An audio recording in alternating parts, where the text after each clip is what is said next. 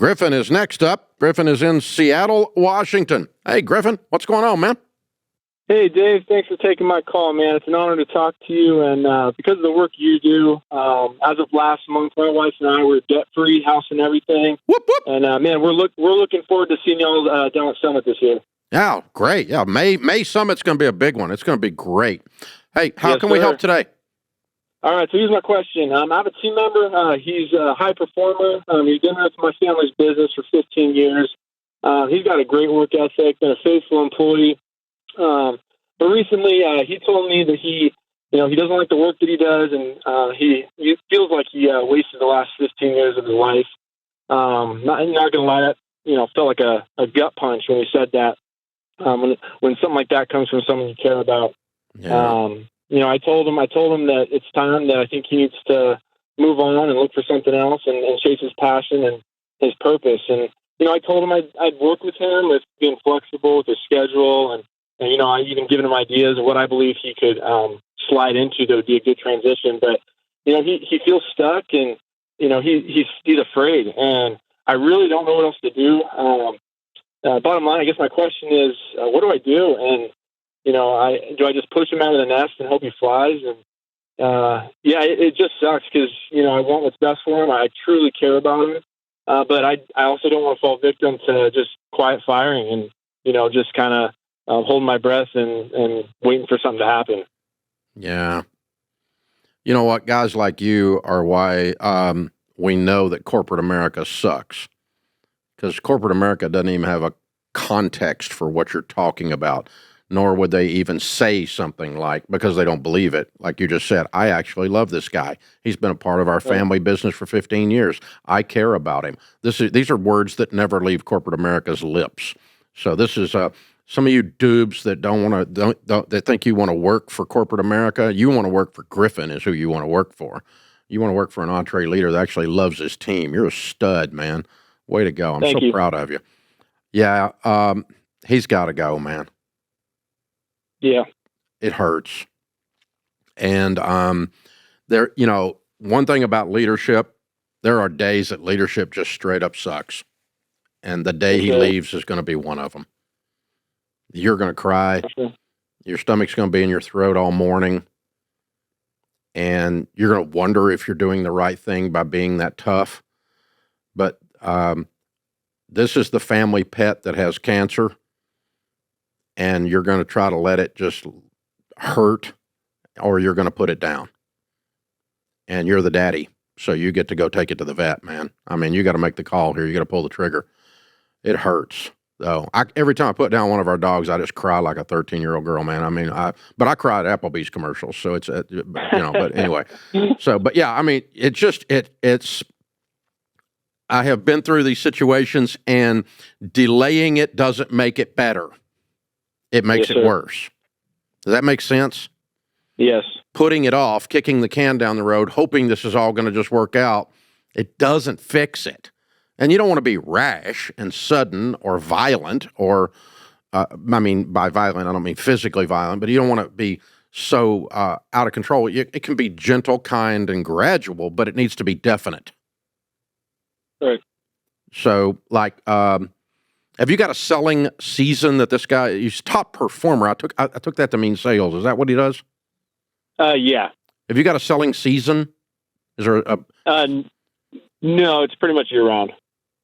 Okay. So there's no difference in January versus March. Correct. Or March versus April. Correct. Okay. All right. Then I'm going to sit down with him and say, I love you too much to let you just sit here and deteriorate. So you and I need to discuss the date that is your last day. What do you think? Okay. What do you think it's going to be? And ask him. And I'd let him set his own poison. And if he says 6 years, then that's not, that's off the table, right? But he knows what you mean. Yeah. He may say Friday, but he might say, I'm thinking the end of next month. Well, that's okay. That's fine. As long as we have a definite thing, because as soon as the date is set, all of the tension between your shoulder blades and in your stomach will leave, and his too. Yeah. because it's the uncertainty of this floating problem that is causing all the stress and all the sadness. Right. What would you say would be too long of a time? Like, say if it was like a month, sure, but what would be? What do you think? I mean, I would guess maybe 90 days is the most I'd want to go with this. Yeah, I was going to say, yeah. You'd have to give me a reason for it to be otherwise. Right. Because that's the thing is, I've been as flexible as I can be with, hey, if you want to go kind of But that's all to try to get him to stay and make him happy. Right. But it's like I want him to feel the freedom and kind of take the fear away of stepping into something else. So I've been trying to work with him. I'm miserable, but I'm not willing to do anything about it. He's not willing to lead his own life, so you have to lead it. Yes, sir. Yeah. Yeah, he's not going to have backbone here. He's already told you that. So you got to help him. And this is an act of love, by the way. This is not an act of harshness or anything. You're any day he is there being miserable is a day he's not somewhere else being happy. Mm-hmm. So that's just hard. That's hard. I'm hard. I'm sorry for you. And you said family. So did he work for your dad? Is he older than you? Yeah. I'm a second generation business owner. Yeah. So yeah, he's my age, and we grew. He's been here. He's like family, man. And that's just stuff. Well, it's kind of I don't know. Y'all are in the same graduating class or something, and it's different than the ones that were there a long time ago, right? Or the difference in the ones you hired 6 years. But I mean, he's part of your graduating class, and so that's or part of the class of whatever, and so that's really that adds some layers to it, and it's one thing I do is if something's awkward like that, I just say it out loud. This is super hard because, dude, you've been with our family. You're like one of our family. But because of that, I'm going to be a strong leader and I'm going to love you well. And that means we're going to set a date. Mm-hmm. What do you think? Yeah. No, I love it. And that's what my gut was telling me. I just wanted to hear from you because, outside of my dad, and I obviously picked his brain and he agrees 100%. So outside of my dad, you're my, the next person that I lean on for wisdom, and I appreciate your advice and input. Well, hey, thanks for hanging out with us, brother. I'm proud of you. You're a good man. You're the kind of reason that American small businesses matter because they actually care about their people. And that when you're hiring, you need to, you people out there, when you're doing new hires, that's your brand differentiator. When you're recruiting, well, what are your benefits package? We actually love our people. That's our benefits package.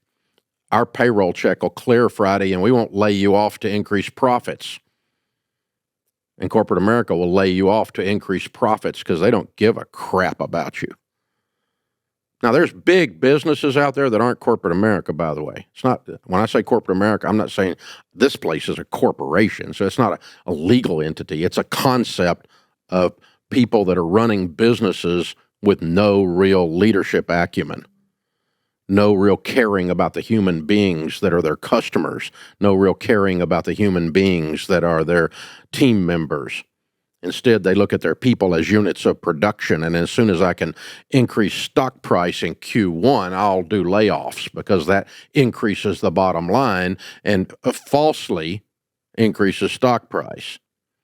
And so, but people like Griffin and me, we don't think that way. We actually love our people. They frustrate the crap out of us sometimes. Sometimes they betray us. Sometimes they say nasty things about us. Sometimes they're the best friends we've ever had for 15 years. And sometimes we get the joy of fighting through a battle and winning together. But we love our people.